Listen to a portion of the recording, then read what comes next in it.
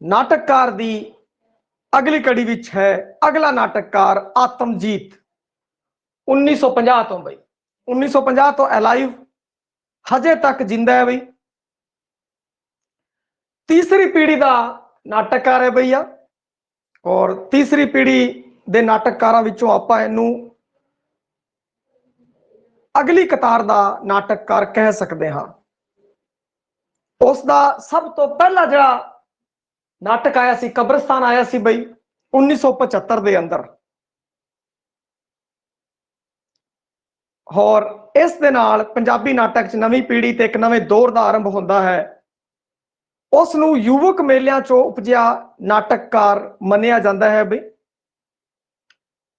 University वालियां ने युवक मेले शुरू किए सी पई, उन्हां विचों बहुत सारे नाटककार जन्मे सीगे जिन्हां विचों आपां आत्मजीत अजमेर औलख वर्गे नाटककार है जो पंजाबी नाट साहित्य नूं मिले। उस समय दे जिहड़े प्रोफैसर सीगे उन्होंने आ काढ़ कढ़ी बई युवक मेले कराए जाए, युवक मेले करवाए जाते सीगे और उन्होंने मेलियां च नाटक खेडे जाते सी, होर भी साहित्य रूपां की पेशकारी होंदी सी ते उन्हां विचों उभरिया होया नाटककार आत्मजीत जिस दी आपां चर्चा करांगे। इंदिया रचनावां बई काफ़ी इन्ने नाटक लिखे ने ते गल करते हैं इंदिया रचनावां बारे।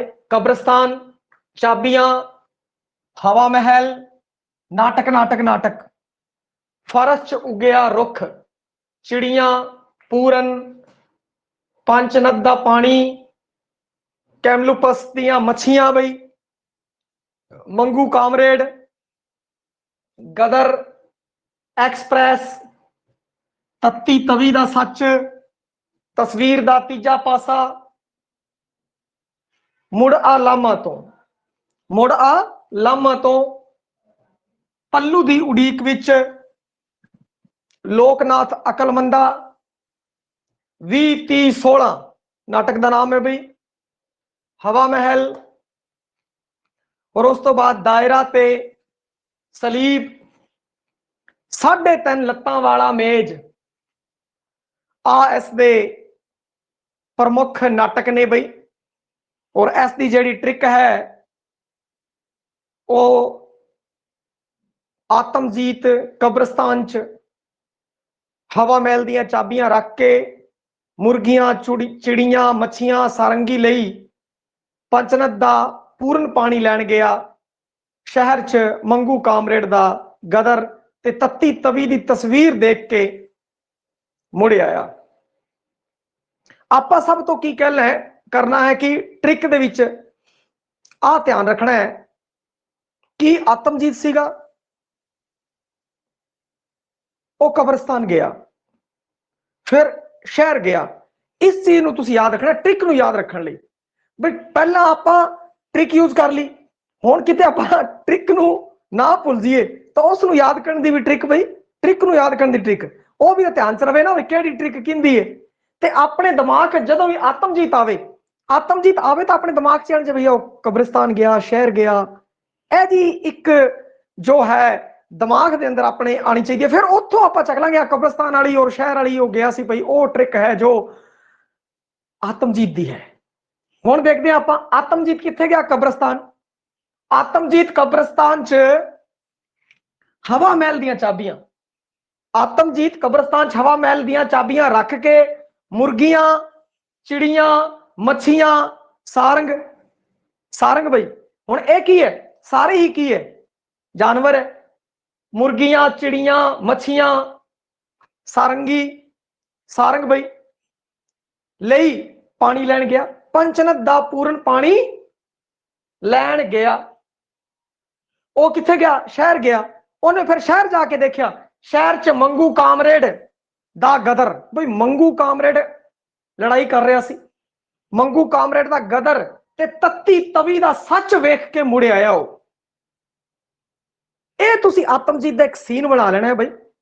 इस सीन नूं जदों तुसी ध्यान रखोगे फिर तुहानूं की है कि सारे नाटक है निकले आएंगे। वापस एक सीन क्रिएट करना है दिमाग के अंदर, सब तो पहला ट्रिक दी ट्रिक किते आपां ट्रिक ना भूल जाइए बई वो कब्रिस्तान गया शहर गया ये चीज आपां ध्यान रखनी है। हुण आपां चलाना है बई आत्मजीत कब्रिस्तान च हवा महल दियां चाबियां रख के मुर्गियां चिड़ियां मच्छियां सारंग लई पंचनद दा पूर्ण पानी लैन गया शहर गया। हुण अगे शहर जाके की वेखदा है शहर च मंगू कामरेड दा लड़ाई कर रहे सी बई शहर च मंगू कामरेड दा गदर ते तत्ती तवी दी तस्वीर वेख के वो मुड़े आया बई। हुण इस नाल की है कि अपने जेड़े इहदे नाटक है वो अपने सामने उभर के आएंगे। जिवें कब्रिस्तान ये इहदा नाटक है ठीक है जी। फिर हवा महल इहदा नाटक है चाबियां इसका नाटक है जी। रख रख दे रख तो रुख बनाना है बई रख रुख के उत्थे ट्रिक च रख रुख भी किया है रख रुख के आ रहा रुख फरस च उगया रुख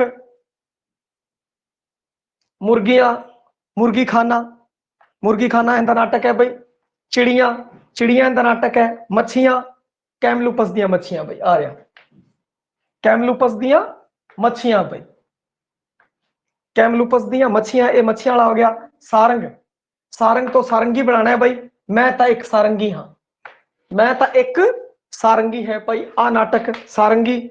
और पंचनद और इत्थे पंचनद दा पानी आ रहा पंचनद दा पानी पूरन इहदा पूरन भी एक नाटक है भाई आ रहा पंचनद दा पानी पंचनद दा पूरन पानी पूरन भी एक नाटक है। और फिर शहर और फिर उस तो बाद मंगू कामरेड बई और इत्थे मंगू कामरेड है वो भी इसका नाटक है बई। और फिर तत्ती तवी दा सच तत्ती तवी दा सच जो इसका है एक नाटक तत्ती तवी दा सच भी है। और फिर उस तो बाद तस्वीर दा तीजा पासा तस्वीर दा तीजा पासा है जो इसका नाटक है। और जड़ा गदर है गदर तो आ गदर एक्सप्रेस है भाई गदर तो गदर एक्सप्रेस। और तस्वीर तो तस्वीर दा तीजा पासा मुड़ आया इस तो है मुड़ आ लामा तो भाई उड़ीक कर रहे है कि लामा तो मुड़िया और मुड़न दी की कर रहे है उड़ीक कर रहे है पल्लू दी उड़ीक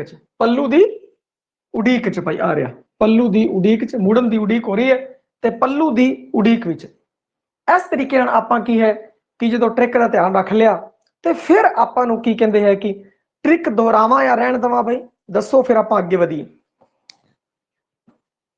या फिर तुसीं बाद च दोबारा देख लोगे दस दो दोबारा समझानी है नहीं तो फिर गांह नूं चलदे हां। ते इत्थों की कह रहा है कि जो तुहानूं ट्रिक याद होगी उस ट्रिक तो आपां ਜਿਹੜੇ ਸਾਰੇ ਇਹਦੇ ਨਾਟਕ ਹੈ ਲਗਭਗ ਆਪਣੇ ਸਾਹਮਣੇ ਉਭਰ ਕੇ ਆ ਜਾਣਗੇ ਭਾਈ। ਹੁਣ ਆਪਾਂ ਇਸ ਦੇ ਇੱਕ ਇੱਕ ਜੋ ਨਾਟਕ ਹੈ ਉਸ ਦੇ ਉੱਤੇ ਚਰਚਾ ਕਰਦੇ ਹਾਂ ਭਾਈ। ਸਭ ਤੋਂ ਪਹਿਲਾਂ ਆਪਾਂ ਨਾਟਕ ਲੈਂਦੇ ਹਾਂ ਰਿਸ਼ਤਿਆਂ ਦਾ ਕੀ ਰੱਖੀਏ ਨਾਮ। ਬਈ ਇਹ ਜਿਹੜੇ ਨਵੇਂ ਰਿਸ਼ਤੇ ਪੈਦਾ ਹੋਏ ਤੁਹਾਨੂੰ ਮੈਂ ਦੱਸਿਆ ਜਦੋਂ ਵੀ ਕੋਈ ਨਾਟਕ ਤੁਸੀਂ ਉਹਦਾ ਨਾਮ ਦੇਖਣਾ क्योंकि नाम दे उत्ते ही आधारित होता है नाटक। उस नाम दे विच नाटक की थीम छिपी हुई है बई रिश्तियां दा की रखिए ना बई।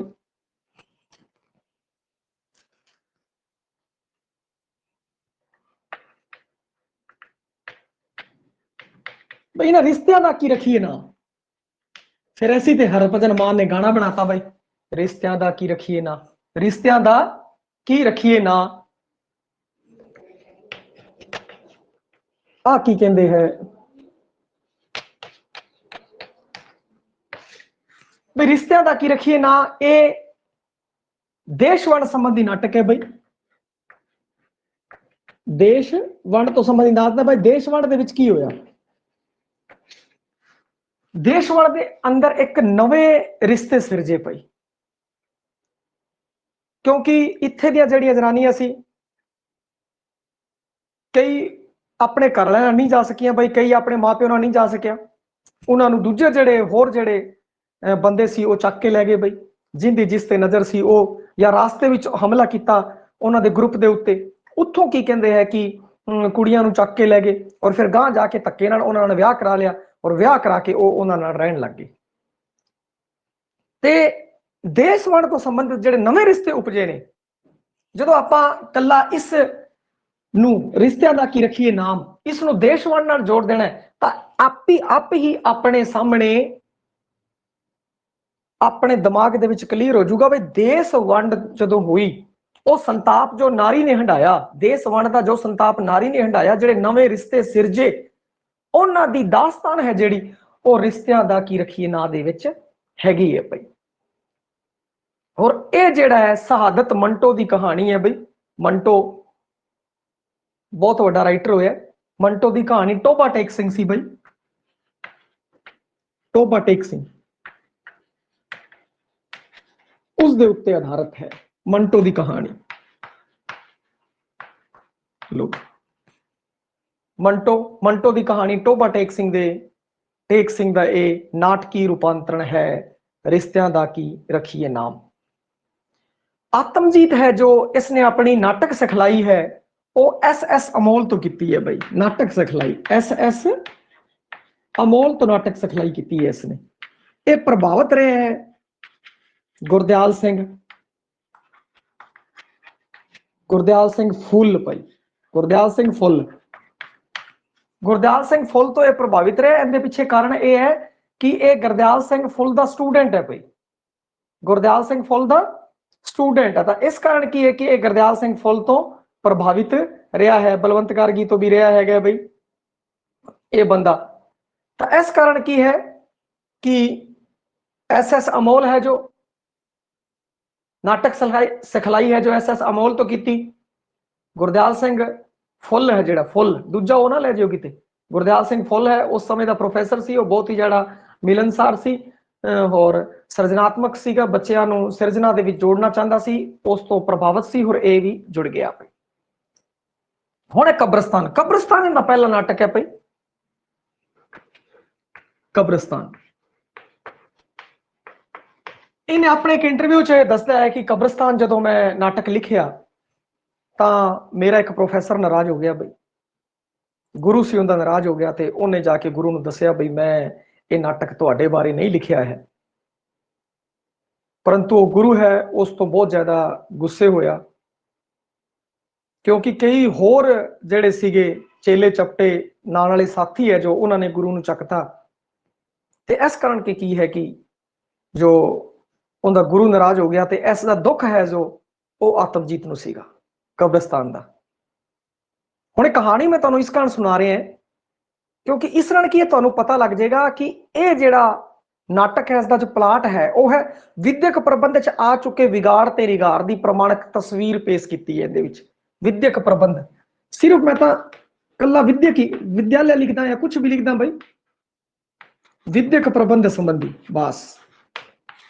ਜਿਹੜਾ ਕਾਲਜ ਹੈ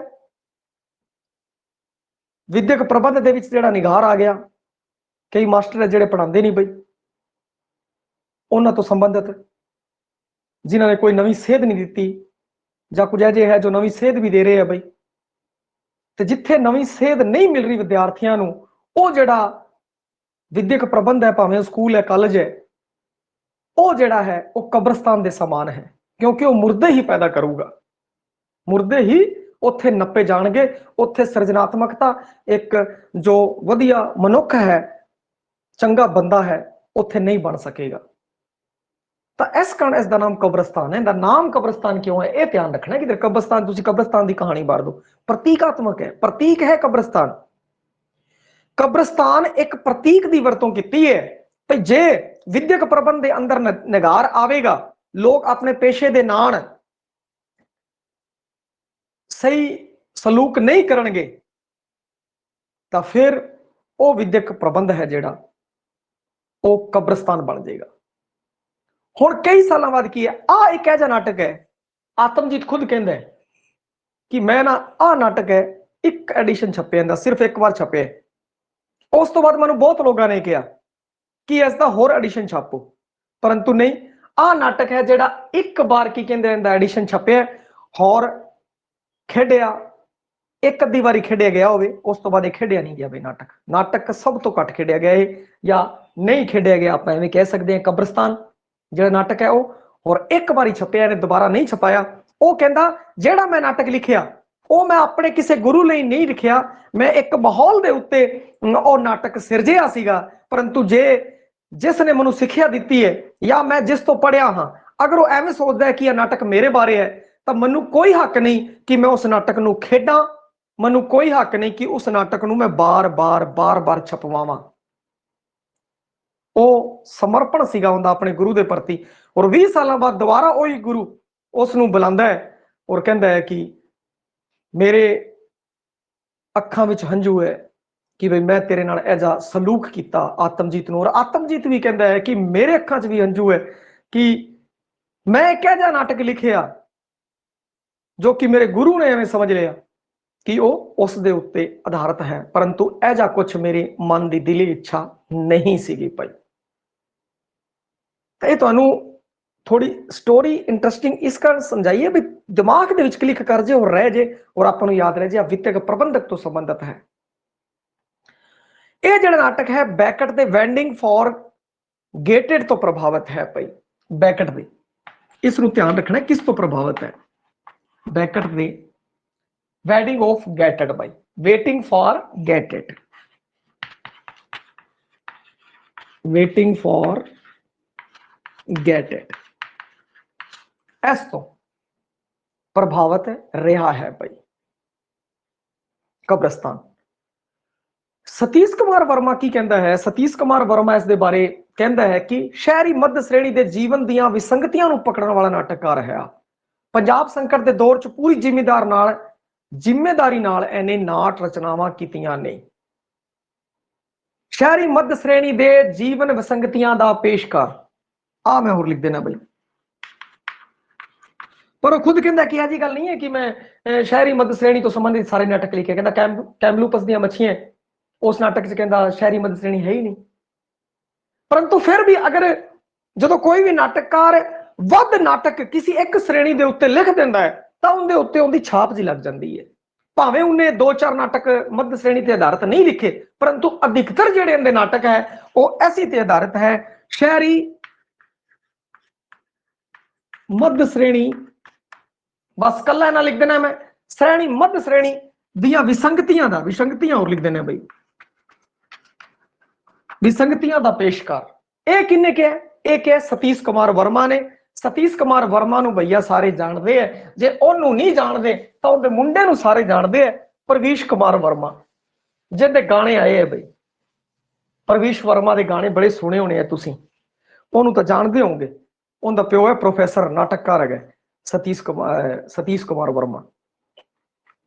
ਜਿਹੜਾ ਸੀਣਾ ਤੇ ਚਿੜੀਆਂ ਨਾਟਕ ਹੈ ਉਹ ਰਾਜਸੀ ਮਸਲਿਆਂ ਬਾਰੇ ਹੈ ਬਈ।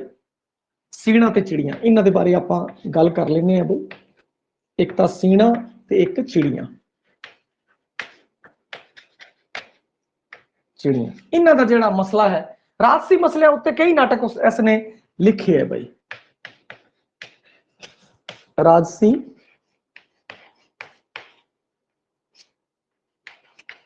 ਮਸਲਿਆਂ ਬਾਰੇ ਹੈ ਸੀਣਾ ਤੇ ਚਿੜੀਆਂ। ਹੁਣ ਸੀਣਾ ਹੈ ਜਿਹੜਾ, ਉਸ ਵਿੱਚ ਪੰਜਾਬ ਸਮੱਸਿਆ ਹੈ। ਸੀਣਾ 'ਚ ਕੀ ਹੈ? ਪੰਜਾਬ ਸਮੱਸਿਆ ਕਿਉਂ ਆਈ ਹੈ ਸਭ ਤੁਹਾਨੂੰ ਪਤਾ ਹੀ ਹੈਗਾ। ਬਾਰ-ਬਾਰ ਰੋਜ਼ ਇੱਕ ਕਹਾਣੀ ਤੋੜਨੀ ਬਈ ਪੰਜਾਬ ਸਮੱਸਿਆ ਬਾਰੇ। ਜੇ ਹੋਰ ਪੰਜਾਬ ਸਮੱਸਿਆ ਬੋਲਤੀ ਤਾਂ ਸਭ ਕੁਝ ਕਲੀਅਰ ਹੋ ਗਿਆ ਬਈ। ਓਕੇ SMS ਕਰੋ, ਜੇ ਨਹੀਂ ਕਲੀਅਰ ਹੋਏ ਤਾਂ ਮੈਂ ਦੱਸ ਦੇਣਾ। ਪੰਜਾਬ ਸਮੱਸਿਆ ਬਹੁਤ ਨਾਟਕ 'ਚ ਆਇਆ ਔਰ ਤੁਹਾਨੂੰ ਬਹੁਤ ਵਾਰ ਦੱਸਿਆ ਬਈ।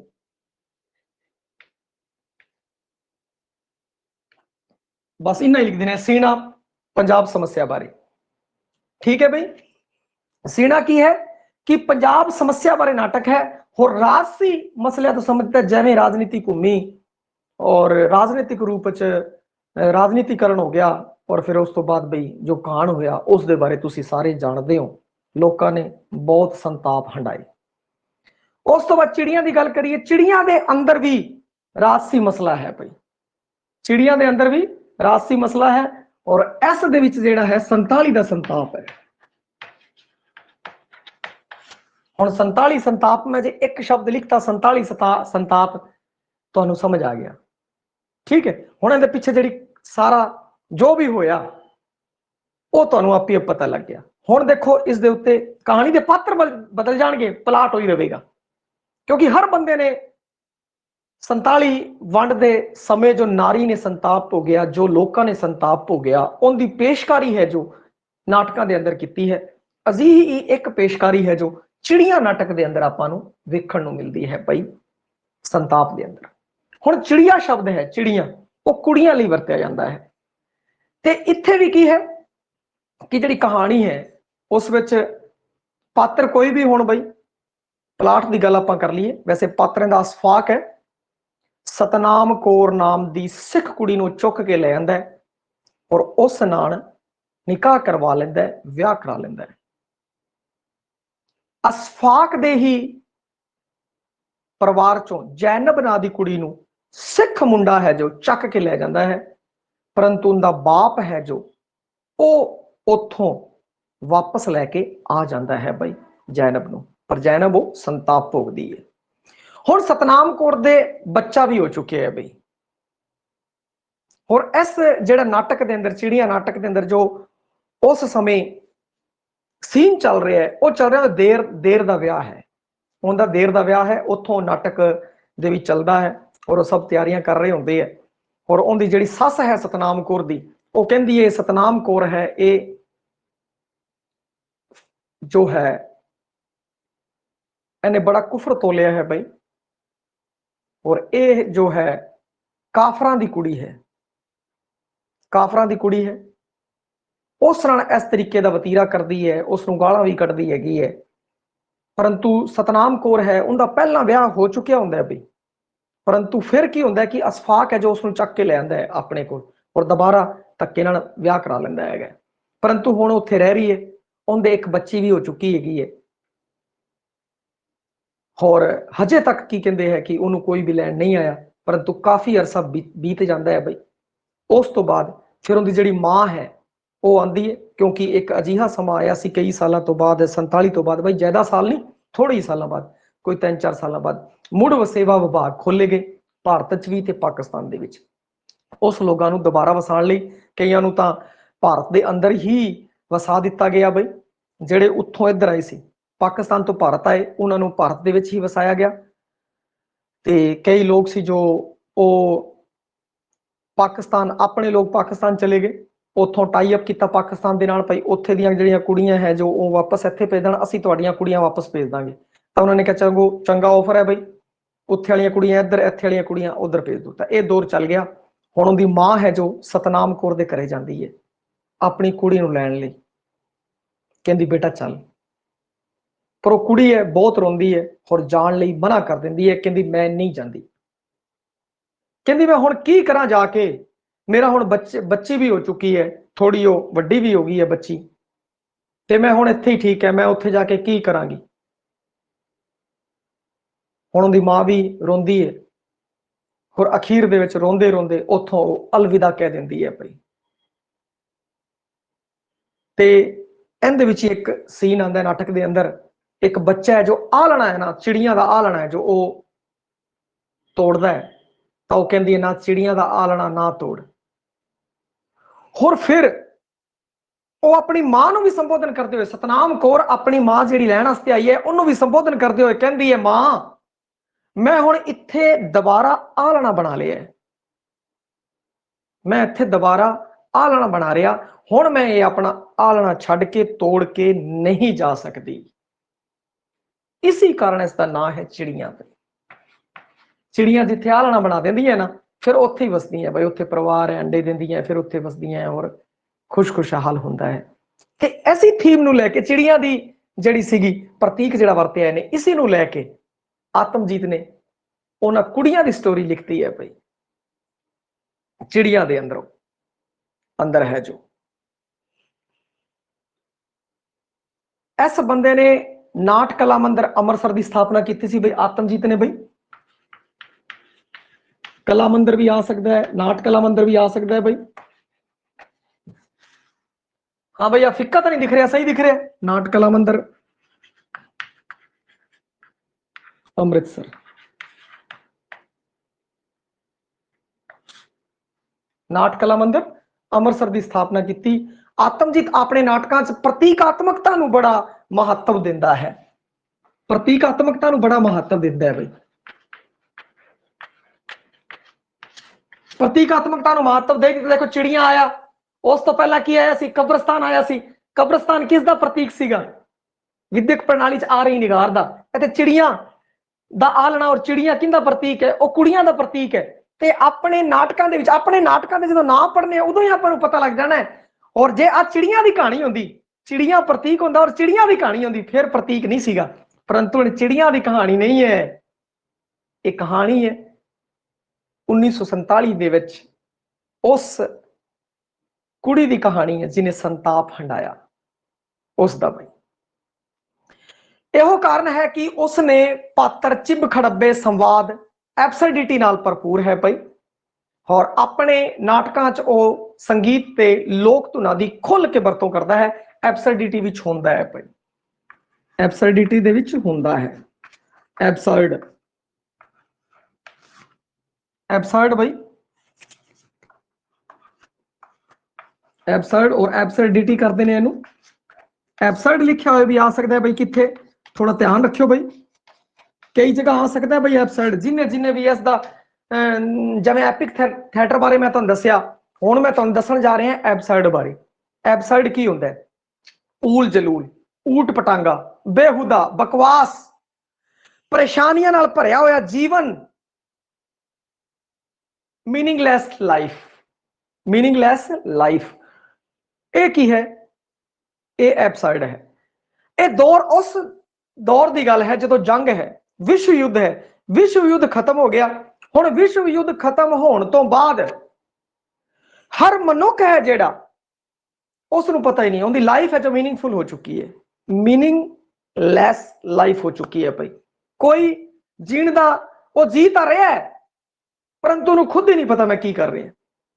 ਊਟ ਪਟਾਂਗਾ ਹਰਕਤਾਂ ਜੀ, ਔਰ ਉਹ ਪਰੇਸ਼ਾਨੀ ਨਾਲ ਭਰਿਆ ਹੋਇਆ ਜੀਵਨ ਉਹ ਜੀ ਰਿਹਾ ਹੈ। ਉਹ ਸਮਾਂ ਇਹੋ ਜਿਹਾ ਸੀਗਾ ਜਦੋਂ ਵਿਸ਼ਵ ਯੁੱਧ ਹੋਇਆ। ਉਸ ਤੋਂ ਬਾਅਦ ਬਹੁਤ ਸਾਰੇ ਲੋਕ ਇਹੋ ਜਿਹੇ ਸੀ ਜਿਨ੍ਹਾਂ ਦੇ ਬਹੁਤ ਸਾਰੇ ਸਾਥੀ ਹੈ ਜੋ ਮਰ ਚੁੱਕੇ ਸੀਗੇ, ਤਾਂ ਉਹ ਇੱਕ ਅਲੱਗ ਤਰੀਕੇ ਦਾ ਸੰਤਾਪ ਹੰਢਾ ਰਹੇ ਸੀਗੇ। ਉਹਨਾਂ ਦੇ ਜੀਣ ਦਾ ਜਿਹੜਾ ਹੁਣ ਮਕਸਦ ਸੀਗਾ ਉਹ ਖਤਮ ਹੋ ਚੁੱਕਾ ਹੈ। ਉਹਨਾਂ ਦੀ ਜਿਹੜਾ ਲਾਈਫ ਸਟਾਈਲ ਹੈ ਉਹ ਬਦਲ ਚੁੱਕਿਆ ਹੈ, ਉਹ ਊਲ ਜਲੂਲ ਹੋ ਚੁੱਕਿਆ ਹੈ, ਐਬਸਰਡ ਹੋ ਗਿਆ, ਬੇਹੁਦਾ ਬਕਵਾਸ ਹੋ ਚੁੱਕਿਆ। ਉਹਨਾਂ ਨੂੰ ਆਪਣੀ ਜੀਵਨ ਜੀਣ ਦੇ ਨਜ਼ਾਰੇ ਹੀ ਨਹੀਂ ਆ ਰਹੇ ਬਈ। ਇਹ ਸਾਰੀ ਪੇਸ਼ਕਾਰੀ ਜਿਸ ਦੇ ਅੰਦਰ ਹੁੰਦੀ ਹੈ ਉਹ ਹੁੰਦਾ ਹੈ ਐਬਸਰਡ।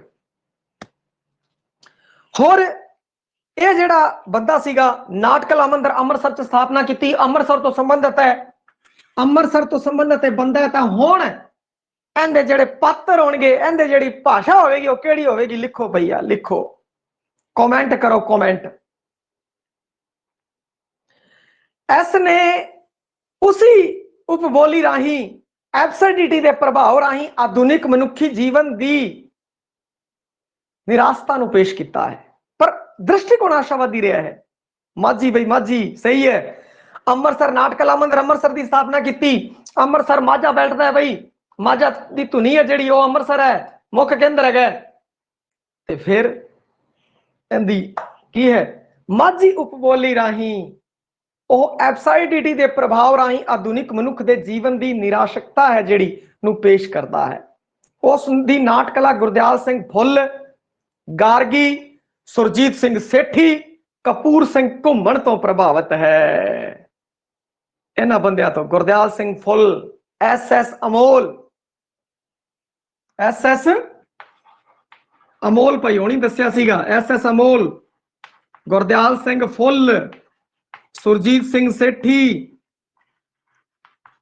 ਕਪੂਰ ਸਿੰਘ ਘੁੰਮਣ ਇਸ ਤੋਂ ਪ੍ਰਭਾਵਿਤ ਰਹੀ ਹੈ ਭਾਈ। ਹੁਣ ਗੱਲ ਕਰੀਏ ਇਸ ਦੇ ਅਗਲੇ ਨਾਟਕ ਦੀ, ਮੈਂ ਤਾਂ ਇੱਕ ਸਾਰੰਗੀ ਹਾਂ। ਲਓ ਜੀ, ਮੈਂ ਤਾਂ ਇੱਕ ਸਾਰੰਗੀ ਹਾਂ। ਆ ਜਿਹੜਾ ਨਾਟਕ ਹੈ ਨਾਰੀ ਦੇ ਉੱਤੇ ਆਧਾਰਿਤ ਹੈ ਬਈ। ਕੱਲਾ ਨਾਰੀ ਲਿਖਤਾ, ਨਾਰੀ ਸੰਤਾਪ ਲਿਖਦਾ, ਨਾਰੀ ਸੰਤਾਪ ਬਾਰੇ, ਨਾਰੀ ਸੰਬੰਧਾਂ ਬਾਰੇ ਬਈ, ਨਾਰੀ ਸੰਬੰਧਾਂ ਬਾਰੇ। ਆਤਮਜੀਤ ਆ ਗੱਲ ਕਹਿੰਦਾ ਹੈ ਕਿ ਜਦੋਂ ਵੀ ਮੈਂ ਕੋਈ ਵੀ ਨਾਟਕ ਲਿਖਣਾ ਚਾਹੁੰਦਾ ਨਾ ਤਾਂ ਮੈਂ ਨਾਟਕ ਦੇ ਵਿੱਚ ਪੂਰਾ ਉਤਰ ਜਾਣਾ ਹੈ, ਪੂਰਾ उतर के मैं नाटक लिखदा, मैं उन्होंने हंडाना है। जिन्नी देर तक मैं उसनों हंडा नहीं सकता ना, उन्नी देर तक मैं लिख नहीं सकता। ये उसकी खासियत रही है भाई। मैं तो एक सारंगी है, पहला उन्हें इंटरव्यू किया नारी संताप के बारे, और फिर उसने नारी संबंधी पेशकारी है इसके अंदर कीतियां है। हुण है चाबियां। अगला जिहड़ा इहदा नाटक है भाई, वो है चाबियां। मैं तो एक सारंगी है, सारंगी भाई, सारंगी नारी लिए वरत्या गया भाई। मैं तो एक सारंगी हाँ भाई, और सारंगी है जिहड़ी वो वजाण लई वरती जाती है। और जो आप तार छिड़ते हैं तो उस तरीके का, जिस तरीके का तुहाडा स्किल होगा, उस तरीके की उस आवाज़ पैदा होगी। इवें ही एक प्रतीक है जो नारी का लिता गया है सारंगी लिए, तो इसलिए नारी संबंधी है। हुण उस तो बाद गल करिए चाबियां की। हुण चाबियां देखो, हर च की है प्रतीकात्मकता है। और एक ही है मध्य श्रेणिक समाज का पेशकार है। मध्य श्रेणी समाज के सारे लोग अशांत ने। हुण इत्थे की है, एब्सर्डिटी आ गई, एब्सर्डिटी आ गई। तो यह चीज तुसीं ध्यान रखना है। हर बारे मैं दसदा एब्सर्डिटी की होंदा है, एपिक की होंदा है, प्रगतिवाद की होंदा है, फलाणावाद की होंदा है, टमकाणावाद की होंदा है। तुसीं ये देख लेना कि उस विच किहड़ी विधि की वरतों की है बई, किहड़ी विधि की वरतों की है। ये एक एब्सर्डिटी है। फॉरन दे लोग है जो उस दे विच इस्तेमाल करते सी। एब्सर्डिटी ते प्रगतिवाद इकट्ठा आ सकता है, मार्क्सवाद इकट्ठा आ सकता है, होर कोई चीज भी इकट्ठी आ सकती है बई। एक तरीका है नाटक नूं पेशकारी करने का, उहदे विच ये व्यौत रची जाती है। चाबियां मध्य श्रेणी समाज के सारे लोग है जिहड़े वो अशांत है, वो किसी अगे अपना दुख बयान नहीं करते, किसी अगे नहीं रोंदे, वो चुपचाप बस अपना जीवन है वो जी रहे हैं भाई। क्योंकि उन्हां दियां जिहड़ियां चाबी है वो समाजिक व्यवस्था कोल है। जिहड़ी उन्हां दी चाबियां किस कोल है भाई? समाजिक व्यवस्था दे कोल है। और ये कहंदे भी है भाई, तुसीं की कहंदे हैं कि अपना दुख है ना जे जिन्ना लोगों के अगे रोओगे उन्ना ही तुहाडा मजाक बनेगा। तुसीं कोई खास जिहड़े बंदे हो उन्हां नाल जरूर अपना दुख साझा कर सकते हो, परंतु किसी नाल भी अगर तुसीं दुख साझा करते हो तो उसका कोई खास लाहा तुहानू नहीं मिलेगा भाई। तो ये चाबियां है, इस दे विच मध्य श्रेणिक लोग ने जिहड़े वो अशांत ने। और अशांत की जगह मैं एक शब्द इस्तेमाल करना, इस तो पहला तुहानू लंबा चौड़ा समझाया है, एब्सर्ड। एब्सर्ड है और वो अपना दुख है किसी अगे बयान नहीं करता, खुद ही अंदरों अंदर रो रहा है अपने आप, क्योंकि उन्दियां वो हुण गुमिया पिया है, हुण गुमिया पिया है। जिवें ताला की ताला बंद लाता ना, वो गुमिया पिया। हुण लोड़ किंदी है? चाबी की। किंदी लोड़ है? चाबी। परंतु चाबी किस कोल है? समाजिक व्यवस्था कोल है। जे वो चाबी किते ठिकाने ते लग जाए तो आजाद हो जाए, परंतु वो नहीं हो सकता, क्योंकि उनदियां चाबियां समाजिक व्यवस्था दे कोल है। मुर्गी खाना भाई एक होर अंदा कमाल दा नाटक है, मुर्गी खाना।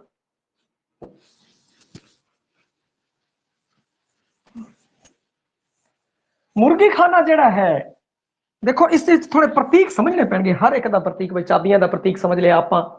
हुण है मुर्गी खाना, ये राजनीति तो संबंधित है भाई, राजनीति तो ठीक है। इस तरह तुसीं पहला तो एक मुर्गी खाना राजनीति शब्द जोड़ना है। राजनीति शब्द है मुर्गी खाने नाल जोड़ देना है, और इस राजनीतिक समस्या बारे है, राजनीतिक समस्या बारे है। राजनीति लिखता अगे समस्या भी लिख देना है भाई, राजनीतिक समस्या बारे। हुण इहदा प्लाट की है? जिहड़ा मुर्गी खाना है उसका प्लाट यह है कि हर कोई बंदा सोचता है कि जिहड़ा एकती बार पार्टी आऊगी ना, वो अपने दुख तोड़ देगी भाई। अपने एवें करो, इस बार उस पार्टी में जिताओ, उस पार्टी के बंदे है जिहड़े वो साडे अपने है। आपनों एवें लगता है कि वह पार्टी वधिया है, तो लोग की करते हैं कि उस पार्टी में जिता देंगे। फिर एवें करके दूजी पार्टी आती है, फिर यानी कि कई लोगों को एवें लगता है भाई आ पार्टी कुछ करेगी भाई, अपने इस पार्टी में जिताओ। फिर लोग सोचते हैं भाई आता वही हाल है भाई, आ तो वही हाल रह गया, कुछ बनया ही नहीं। फिर एक नवी पार्टी आती है, फिर लोग सोचते हैं भाई आ पार्टी कुछ करेगी, परंतु लोग जो सपना ले रहे हैं, लोग जो सोच रहे हैं, वो समस्या का हल है वो नहीं हो रहा, क्योंकि राजनीति है वो राजनीति खेड़ते है, राजनीतिक लोग राजनीति खेड़ते। एक बहुत बड़ा विद्वान सी उसने आ गल कही सी, जेडे मूर्ख लोग है ना वो राजनीति दी गल्लां करते हैं और जेडे होशियार है वो राजनीति खेड़ते हैं। ते समझ लो कि दुनिया एक मुर्गी खाना है और हर किसी ने एक ना एक दिन हलाल होना है। इसका प्रतीक है दुनिया एक मुर्गी खाना है और किसी ने एक ना एक दिन हलाल होना है। और मुर्गी आ सोचती है भाई एक ती बार जो मालक आया ना बड़ा चंगा है, मेरी बड़ी सेवा कर रहे हैं, मनु लगता है ये चंगा है। फिर दूजी बार, परंतु फिर भी की होता है कि मुर्गी ਨੂੰ ਚੰਗਾ ਖਵਾਇਆ ਪਿਆ ਜਾਂਦਾ और अखीर ਚ हलाल कर दिता जाता है। एवं फिर जी दूजी मुर्गी है वो सोचते चल मेरे माँ प्यो हलाल हो गए, एक ती बार जो बंदा आया ये भाई चंगा सेवा करी जाता है, इन्हें कुछ नहीं करना, परंतु फिर भी भैया मुर्गी नाल तो ही होता है। तो इसे तरीके नाल राजनीतिक और राजनेते है जेडे आपां ये सोचते रहने भाई चंगे दिन आएंगे, परंतु उन्होंने उड़ीक च बंदा उड़ीकिया रहिंदा है और उनकी जिंदगी है जी वो हलाल हो जाती है, जिंदगी हलाल हो जाती है जिवें मुर्गी हलाल होती है। भाई ये है मुर्गी खाने के अंदर। हुण है कैमलूपस दी मछलियां। भाई कैमलूपस एक जगह है भाई विदेश के अंदर, कैमलूपस दी मछियां।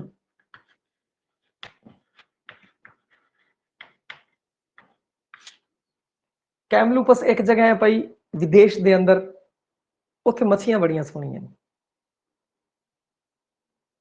ठीक है भाई, या फिर तुसी याद करने लई तुसी इवें कर लो भाई लोग अपने वो मछियां रखने वाला लैके आंदे है घरे पानी वाला, याद करने वास्ते थोड़ा एवें कर लो, पानी रखने वास्ते वो वड्डा जिहा टब ले आंदे, उहदे विच मछलियां फिरदियां रहिंदियां, उहदे विच मछलियां फिरदियां रहिंदियां। ते कैमलूपस दी मछलियां जिहड़ियां वो प्रवासी भारती दी विखम समस्यावां दी पेशकारी है। भाई सिर्फ मैं प्रवासी भारती लिख देना, बस प्रवासी भारती। इस विच की है कि प्रवासी भारतीयों की विखम समस्यावां की पेशकारी है, वो उत्थे जाते हैं, इत्थों प्रवास करके लोग विदेशों चले गए, बहुत सारे पंजाबी गए हैं। भाई तुसी आसे पासे देखने होने, किसी का चाचा गया, किसी का मामा गया, किसी का भरा चला गया, किसी ताए का मुंडा चला गया, बहुत जने उत्थे गए हैं अपने विदेशों के अंदर। ते इसी तरह जड़ियां प्रवासी भारती है जिहड़े इत्थों उत्थे चले गए भाई विदेशों के अंदर, जो वो समस्यावां झेल रहे हैं, जिन्हां समस्यावां का वो सामना कर रहे हैं, उन्हां समस्यावां की पेशकारी है जो इस नाटक के अंदर हुई है, कैमलूपस दी मछियां। ठीक है भाई, अगे है पूरन। पूरन के उत्ते पूरन ओही पूरन है भाई, पूरन ओही पूरन है, पूरन ओही पूरन है भाई कादरियार वाला। पूरन च पूरन की मिथ कथा नूं नवे संदर्भ च पेश किया है। पूरन च पूरन की कथा है जिहड़ी मिथ कथा पूरन की चली आई है, पूरन लूणा वगैरह वो कहानी सुनाने की लोड़ नहीं भाई, तुसीं वेख ही लओगे और तुहानूं वाह वार दस्सिया भी होया। पूरन की मिथ कथा नूं नवे संदर्भ के अंदर, वर्तमान संदर्भ के अंदर, नवे संदर्भ के अंदर जो पेशकारी है वो की गई है पूरन के अंदर। हुण अगला है तत्ती तवी का सच। मैं लिख रहा बोर्ड पे, तुसीं दसना भाई तत्ती तवी का सच ये किस नाल संबंधित हो सकती है। भाई थोड़ा दिमाग लाओ और दसो तत्ती तवी का सच है जो ये जिहड़ा नाटक है वो दसो भाई किस नाल हो सकता है, संबंधित है, सोचो भाई। तत्ती तवी नहीं जी, गुरु तेग बहादुर गलत है। गुरु तेग बहादुर जी तवी उत्ते बैठे ही नहीं सीगे, तत्ती तवी उत्ते चलो नेड़े चले गए। हाँ जी, हुण आपां एक चीज देखनी है, बिल्कुल जिन्हें गुरु तेग बहादुर सोचिया यानी कि वो नेड़े पहुंच चुके हैं, मतलब ये किसी गुरु नाल संबंधित है, ये किसी गुरु नाल संबंधित है, बिल्कुल नेड़े पहुंच गए आपां। भाई गुरु तेग बहादुर कुलवीर कौर जी ने जवाब दिता, आपां बिल्कुल नेड़े पहुंच चुके हैं कि गुरु नाल संबंधित है। केड़ा गुरु है जो तत्तियां तवियां दे उत्ते बैठिया और सीस ते रेता पवाया? केड़ा गुरु है? दसो भाई। आपां अपनी बुद्धि नूं थोड़ा इस तरीके नाल करना है भाई, जेड़ा भी बंदा गुरु तक पहुंच गया, फिर थोड़ा जा टाइम लेना है, फिर थोड़ा टाइम लेना है। और हाँ, बिल्कुल सही है भाई, बिल्कुल सही है, बिल्कुल सही है। तत्ती तवी दा सच अर्जुन देव जी, गुरु अर्जुन देव जी बारे, गुरु अर्जुन देव जी बारे देखो। जदों आपां सिर्फ की होया कि जिवें कि एक बच्चे ने बहुत सोहना जवाब दिता सी गुरु तेग बहादुर, परंतु वो गलत हो गया। यानी कि उसने सही दिशा दे विच सोचिया सी, पर अगे जाके पलटता, पासा पलटता। सिर्फ सोच लिया, सोचते पानी ठा देनी, जवाब देता। थोड़ा जा पौज लेना, आपां हल्का जा पौज लेना, दिमाग दे विच सोचना भी केड़ा गुरु। फिर अपने गुरु तेग बहादुर नहीं यार, वो तो सीस दिल्ली दे विच की कहंदे है कि उन्होंने तो सीस सी वो धड़ तो अलग करता सी। केड़ा गुरु सी जेड़ा तवियां दे उत्ते बैठे? आपां फोटो देखते हैं, फिर थोड़ा जा पौज लैके फिर सोचना। आपां कई बार की होना कि आपां ठा देने, जदों जवाब देने तो थोड़ा जा सोच के अगर आपां जवाब दे भैया सही है कि नहीं, तो फिर उस अपना गलत होने की संभावना थोड़ी घट रही है। कोई दिक्कत नहीं, पहली बार जवाब दिता, फिर जो दोबारा मैं कहा जी थोड़ा विश्लेषण करो, थोड़ा विश्लेषण करो, तो बच्चों ने थोड़ा विश्लेषण किया और विश्लेषण करने तो बाद सारिਆਂ ਦਾ उत्तर सही है भाई, सारिਆਂ ਦਾ उत्तर सही है। ਹੁਣ ਜਦੋਂ ਇੱਕ ਵਾਰ ਆਪਾਂ ਤੱਤੀ ਤਵੀ ਦਾ ਸੱਚ ਗੁਰੂ ਅਰਜਨ ਦੇਵ ਜੀ संबंधी इतिहास ते मिथिहास बारे है, गुरु अर्जन देव जी तो संबंधित इतिहास ते मिथिहास दे बारे हैगा है कि आपां नूं हुण ये भुलना ही नहीं गा। यानी कि याद करने का एक तरीका होता है, सिस्टम होता है, और किवें उत्थे तक पहुंचना है उनका भी तरीका होता है। यानी जिवें हुण आपां गुरु अर्जन देव जी तक पहुंचे, तो उत्थे तक पहुंचने का तरीका होता है, वो एक सपाट रास्ता आपां अपने दिमाग के अंदर हमेशा तैयार करिए। दिमाग नूं इस तरीके नाल, इस ढंग नाल आपां सोचिए कि वो सही तरफ जावे भाई, गलत तरफ जावे ना। आ ध्यान रखना बस, ये धीरे धीरे सब सैट हो जाएगा, चिंता ही ना करो तुसी। मुड़ आ लामा तो, मुड़े आ भाई, मुड़े आ लामा तो भाई, मुड़े आ लामा तो जेड़े बेचारे दूर दराडे गए उन्हां बारे। मुड़ आ लामा तो भाई, मुड़ के आ जा, लाम देश नूं गया ओए, वापस मुड़ के आ जा। ते इस विच की सीगा कि पहले विश्व युद्ध दे विच भारत दे जेड़े फौजी सीगे वो लड़न गए सी भाई। एक अंदाजा है भाई, आतमजीत के मूहों सुनिया होया भाई, वो कहता 13 लाख जेड़े फौजी है वो गए सी, और उस दे विचों 1,30,000 शहीद हो गए सी, बाकी कई फट्टड़ होके घरे पहुंचे। और भारत सरकार ने उसकी बरसी कह लो या शताब्दी कह लो, बरसी तो उस टाइम नहीं, शताब्दी समारोह मनाया सी भाई। और उस दे विच एक उगा जेड़ा प्रबंधक सी वो ये चाहता सीगा कि पहले विश्व युद्ध च जेड़े भारत दे फौजी जेड़े गए, फौजी वीर उत्थे गए, उन्होंने शहादतां दित्तियां, उन्हां बारे आपां इस शताब्दी दा मना रहे हैं, परंतु भाई उन्हां बारे भी नाटक लिखिया जावे। ते आतमजीत ने अगों आ कहा कि देखो मेरे तो घरे कोई फौजी नहीं, मनु फौज का अनुभव नहीं गा, मैं किवें लिख देवां, क्योंकि कोई भी चीज तुसीं लिखदे हो तो तुहानूं उस बारे पता होना चाहिए। जे तुसीं हंडाई हुई है उस चीज नूं अगर तुसीं लिखदे हो तो फिर बाकमाल तुसीं लिख सकोगे। तो बार बार कहता नहीं मैं नहीं लिख सकता, परंतु बार बार रिक्वेस्ट करन ते वो कहता चलो कोई नहीं मैं लिखण की कोशिश करांगा। ते उसने फिर इस विच लिखिया। और दुनिया विच ना हजारां लोग मर जाते हैं भाई शहादत के नाम ते, शहादत के नाम ते जदों भी बंदे मरदे हैं उनके पिछे दो ही कारण होंदे हैं, एक राष्ट्रवाद, दूजी आजादी भाई। राष्ट्रवाद, दूजी आजादी। राष्ट्रवाद है जेड़ा उस दे नाम ते पहला भी बंदे मरदे सी, हुण भी मरनगे, आने वाले समय भी लोग मरते रहणगे भाई राष्ट्रवाद के नाम ते।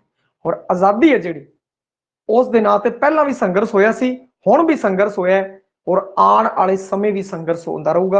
आजादी है जिहड़ा ਉਹ ਇੱਕ ਵੱਡਾ ਫਲਸਫਾ ਹੈ ਭਾਈ। ਜਿਵੇਂ ਇੱਕ ਪਰਿਵਾਰ ਦੀ ਗੱਲ ਕਰ ਲਈਏ, ਜੇ ਉਸ ਘਰੇ ਜਨਾਨੀ ਦੀ ਨਹੀਂ ਚੱਲਦੀ ਤਾਂ ਉਹ ਲਗਾਤਾਰ ਪ੍ਰयास ਕਰਦੀ ਹੈ ਆਪਣੀ ਚਲਾਣ ਦੀ, ਬਈ ਆਪਣੀ ਚਲਾਣ ਦੀ, ਆਜ਼ਾਦ ਹੋਣ ਦੀ। ਉਹ ਕਹਿੰਦੀ ਹੈ ਮੈਂ ਵੱਡੀ ਹੋ ਚੁੱਕੀ ਹਾਂ, ਹੁਣ ਮੈਂ ਘੁੰਮਣਾ ਚਾਹਨੀ ਹਾਂ, ਉਧਰ ਜਾਣਾ ਚਾਹਨੀ ਹਾਂ, ਜਾਂ ਆਪੇ ਜਾ ਸਕਦੀ ਹਾਂ, ਉਧਰ ਜਾ ਸਕਦੀ ਹਾਂ, ਮੈਨੂੰ ਕਿਸੇ ਤੋਂ ਪੁੱਛਣਾ ਨਾ ਪਵੇ, ਮੈਂ ਕਿਉਂ ਪੁੱਛਾਂ ਭਾਈ।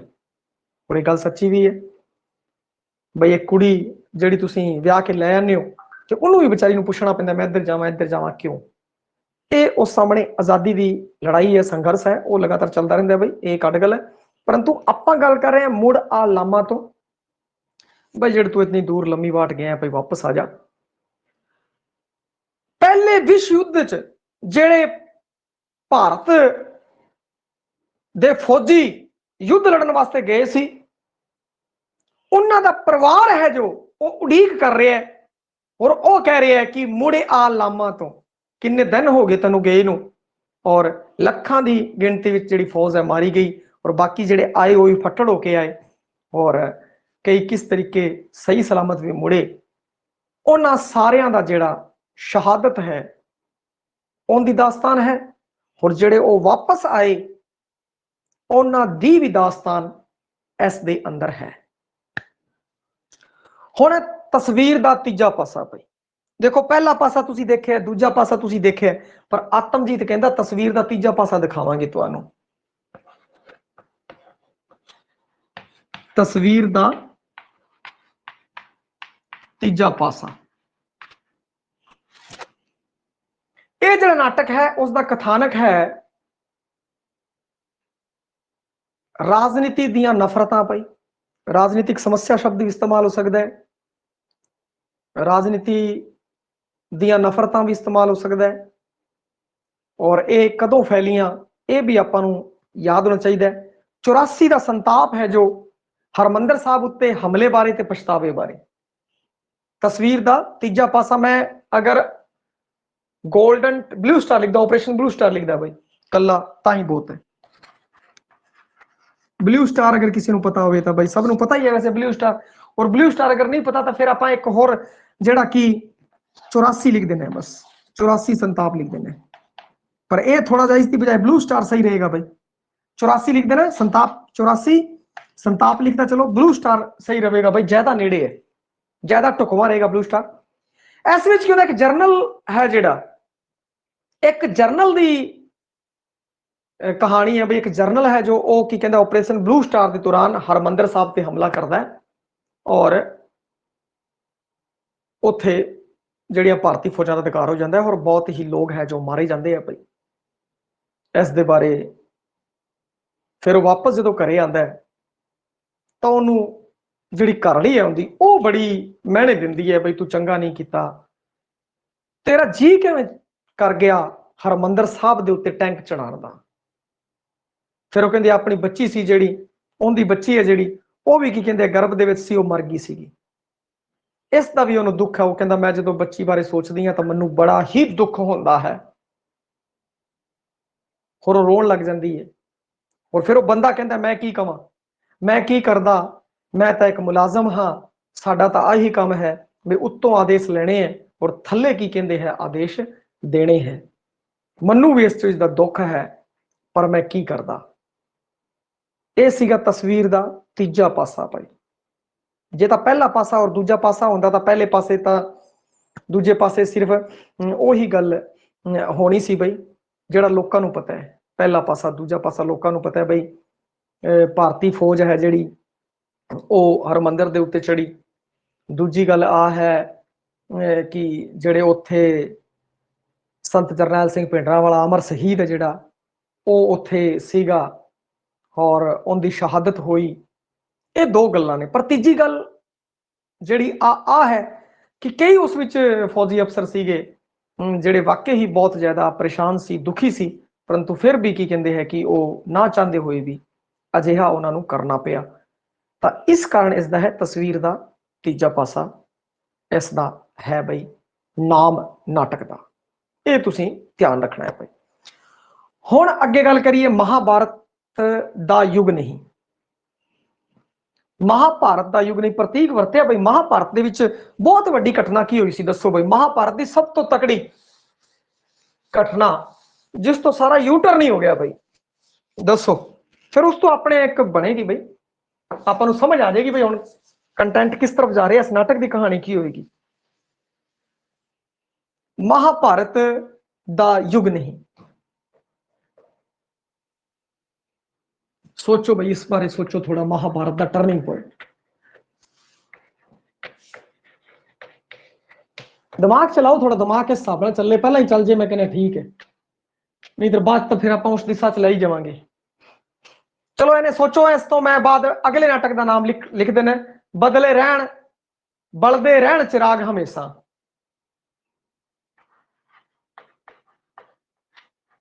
बलदे रहन चिराग हमेशा। इस दे बारे महाभारत का टर्निंग पॉइंट दसो। चलो ठीक है, एक होर हिंट देने, महाभारत का टर्निंग पॉइंट नारी तो संबंधित भाई, नारी तो संबंधित दसो की सीगा।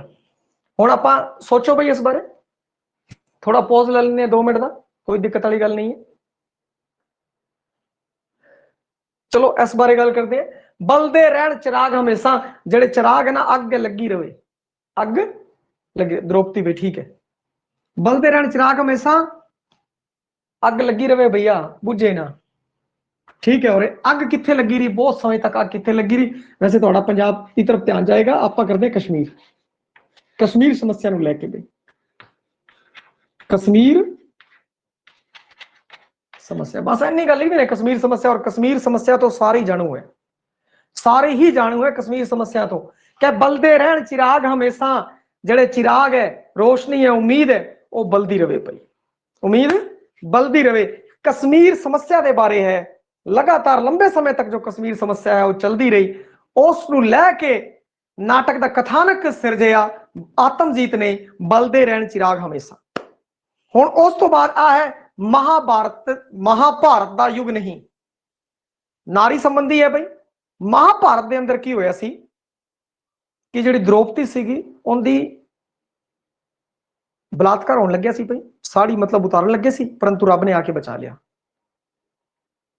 रब ने आके बचा लिया, या कह लो कृष्ण जी ने आके बचा लिया, या आप कह सकते हैं कि उस टाइम कृष्ण जी ने ऑब्जेक्शन किया होना भाई यह गलत हो रहा, तुसीं ना करो इदा, बाकिया ने ऑब्जेक्शन नहीं किया होना, तो कृष्ण जी ने ऑब्जेक्शन किया और इस कारण वो द्रौपदी को बचा लिया होना। तो वो एक मिथ है भाई, या लोग सच मनते हैं, कोई दिक्कत वाली गल नहीं, जिवें जिंदी भावना है। महाभारत का युग नहीं, महाभारत दे विच की होया सीगा, द्रौपदी नाल ज्यादती होण लगी सी, परंतु कृष्ण जी ने बचा लिया। अजोके समय दे अंदर जे किसी बच्ची नाल बलात्कार हो जाए, उनका चीरहरण होवे, परंतु बई की कहते हैं कि ना बचे हो, ना बचे, क्योंकि एक महाभारत का युग नहीं है, महाभारत का युग नहीं है। जे कहना महाभारत का युग, फिर तो द्रौपदी बच जानी सी। हुण जिहड़ी अज दी द्रौपदी वो बची नहीं पई, अज दी द्रौपदी बची नहीं, तो इस कारण की हो गया महाभारत का युग नहीं, बलात्कार। सिर्फ एक रेप लिख देना भाई, रेप शब्द लिख देना, घट तो घट शब्दों की वरतों करिए, और फिर उसके पीछे जी कहानी है उससे चलते हैं आप।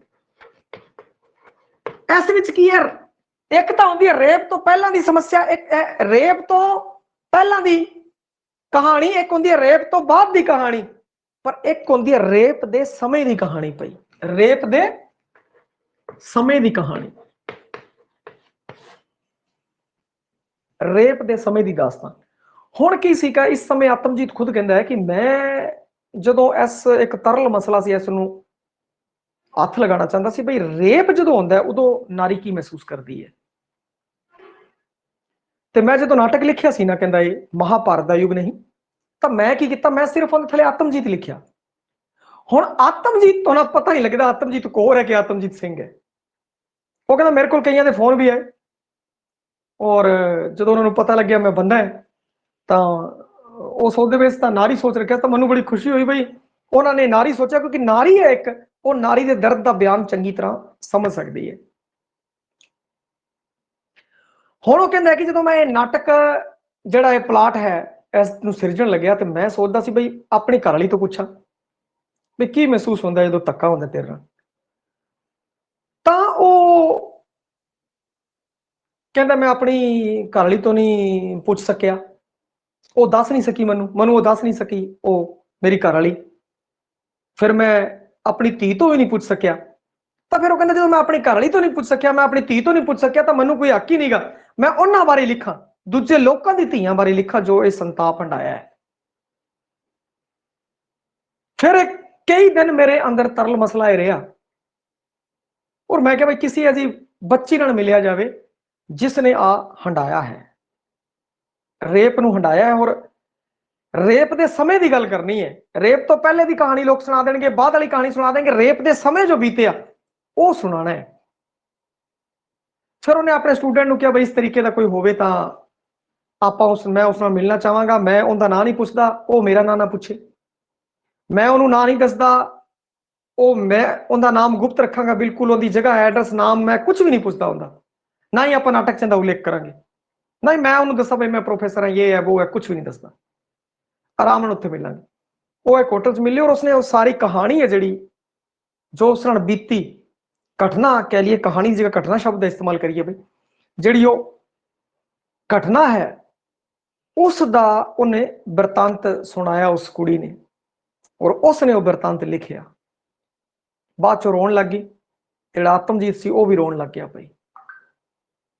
ਫਿਰ ਆਤਮਜੀਤ ਨੇ ਜੋ ਬਿਰਤਾਂਤ ਲਿਖਿਆ ਉਹ ਬਿਰਤਾਂਤ ਉਸ ਕੁੜੀ ਨੂੰ ਸੁਣਾਇਆ, ਕਹਿੰਦਾ ਬਈ ਆ ਬਿਰਤਾਂਤ ਮੈਂ ਲਿਖਿਆ, ਤੂੰ ਇਸ ਤੋਂ ਸੰਤੁਸ਼ਟ ਹੈਗੇ, ਜੇ ਤੂੰ ਪੂਰਨ ਤੌਰ ਤੇ ਸੰਤੁਸ਼ਟ ਹੋਏਗੀ ਤਾਂ ਹੀ ਮੈਂ ਛਾਪੂੰਗਾ, ਨਹੀਂ ਤਾਂ ਮੈਨੂੰ ਕੋਈ ਹੱਕ ਨਹੀਂ ਕਿ ਮੈਂ ਕਿਸੇ ਹੋਰ ਦੀ ਦਾਸਤਾਨ ਹੈ ਜੋ ਉਸ ਨੂੰ ਉਤਾਰ ਦੇਵਾਂ।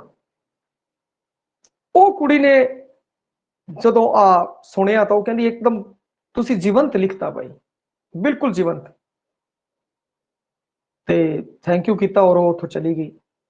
ਔਰ ਉਹ ਵੀ ਬਹੁਤ ਰੋਇਆ ਉਸ ਨੂੰ ਪੜ੍ਹ ਕੇ, ਔਰ ਕਹਿੰਦਾ ਮੈਂ ਅੱਜ ਵੀ ਕੀ ਕਹਿੰਦੇ ਆ ਕਿ ਉਸ ਨੂੰ ਨਹੀਂ ਪੜ੍ਹ ਸਕਦਾ, ਨਹੀਂ ਸੁਣਾ ਸਕਦਾ ਦੁਬਾਰਾ, ਇਹ ਦੁਬਾਰਾ ਮੇਰੇ ਤੋਂ ਨਹੀਂ ਹੋ ਸਕਦਾ। ਤੇ ਉਹ ਜਿਹੜੀ ਪੇਸ਼ਕਾਰੀ ਹੈ ਇਸ ਦੇ ਅੰਦਰ ਮਹਾਭਾਰਤ ਦਾ ਯੁੱਗ ਨਹੀਂ, ਨਾਰੀ ਸੰਬੰਧੀ ਬਲਾਤਕਾਰ ਸਮੇਂ ਝੇਲੇ ਸੰਤਾਪ ਦੀ ਪੇਸ਼ਕਾਰੀ।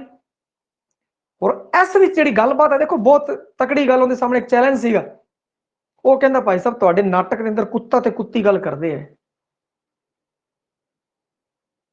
ਕਹਿੰਦਾ ਐਵੇਂ ਹੋ ਸਕਦਾ ਹੈ? ਕਹਿੰਦਾ ਬਿਲਕੁਲ ਹੋਏਗਾ, ਰੰਗਮੰਚ ਦੇ ਉੱਤੇ ਹੋਏਗਾ, ਕੁੱਤਾ ਔਰ ਕੁੱਤੀ ਆਪਸ ਵਿੱਚ ਗੱਲ ਕਰਨਗੇ, ਔਰ ਕੁੱਤਾ ਔਰ ਕੁੱਤੀ ਗੱਲ ਕਰ ਰਹੇ ਰੇਪ ਦੇ ਬਾਰੇ। ਉਹ ਕਹਿੰਦੇ ਆ ਕੁੱਤਾ ਕੁੱਤੀ ਗੱਲ ਕਰਦੇ ਔਰ ਕਹਿੰਦੇ ਆ ਭਾਈ ਅਸੀਂ ਸੁਣਿਆ ਹੈ ਕਿ ਰੇਪ ਹੋ ਰਿਹਾ, ਇਨਸਾਨ ਰੇਪ ਕਰ ਰਿਹਾ ਹੈ। ਉਹ ਕਹਿੰਦਾ ਤੈਨੂੰ ਪਤਾ ਹੈ? ਕੁੱਤਾ ਕੁੱਤੀ ਨੂੰ ਪੁੱਛਦਾ ਹੈ ਤੈਨੂੰ ਪਤਾ ਹੈ? ਉਹ ਕਹਿੰਦਾ ਨਹੀਂ ਮੈਨੂੰ ਨਹੀਂ ਪਤਾ। ਉਹ ਕਹਿੰਦੀ ਤੈਨੂੰ ਪਤਾ ਹੈ? ਕਹਿੰਦੀ ਮੈਨੂੰ ਵੀ ਨਹੀਂ ਪਤਾ। ਕਹਿੰਦੀ ਜੋ ਚੀਜ਼ ਮੇਰੇ ਨਾਲ ਹੋਈ ਨਹੀਂ ਉਹ ਮੈਨੂੰ ਕਿਵੇਂ ਪਤਾ ਹੋਵੇ? ਕੁੱਤਾ ਕੁੱਤੀ ਗੱਲ ਕਰ ਰਹੀ ਹੈ। ਕਹਿੰਦੇ ਇਹ ਇਨਸਾਨਾਂ 'ਚ ਬਹੁਤ ਹੁੰਦੀ ਹੈ, ਸੁਣਿਆ ਮੈਂ ਵੀ ਬਹੁਤ ਵਾਰ ਹੈ ਪਰ ਪਤਾ ਮੈਨੂੰ ਵੀ ਨਹੀਂ। ਮਤਲਬ ਇੱਕ ਵਿਅੰਗ ਦੇਖੋ ਕਿੰਨਾ ਤਕੜਾ ਵਿਅੰਗ ਉਹਨੇ ਮਾਰਿਆ ਹੈਗਾ। ਤੇ ਇਹ ਜਿਹੜੀ ਨਾਟਕ ਹੈ ਉਹ ਹੈ ਮਹਾਭਾਰਤ ਦਾ ਯੁੱਗ ਨਹੀਂ। ਹੁਣ ਆਪਾਂ ਦੇਖਿਆ ਆਤਮਜੀਤ ਕੀ ਕਰ ਰਿਹਾ ਹੈ,